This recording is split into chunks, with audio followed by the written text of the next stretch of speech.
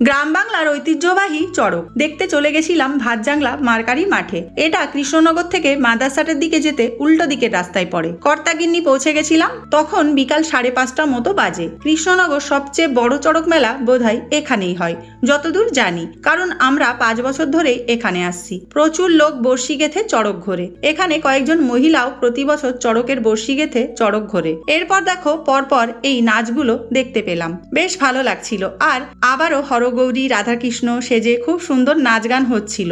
রামকৃষ্ণ, মা কালী, এটা মারকারি মাঠের মন্দির।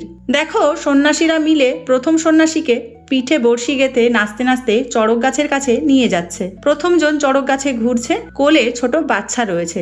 এরপর উনি আরো জোরে ঘুরতে থাকলেন। ঘুরতে ঘুরতে বাতাসা ছড়াচ্ছিলেন, পেলাম প্রসাদ। এরপর উনি ঢাক বাজালেন। দ্বিতীয় জনের ঘোড়াও দেখলাম, ভীষণ জোরে ঘুরছিলেন। তো ভিডিওটা কেমন লাগলো অবশ্যই কমেন্টে জানিও।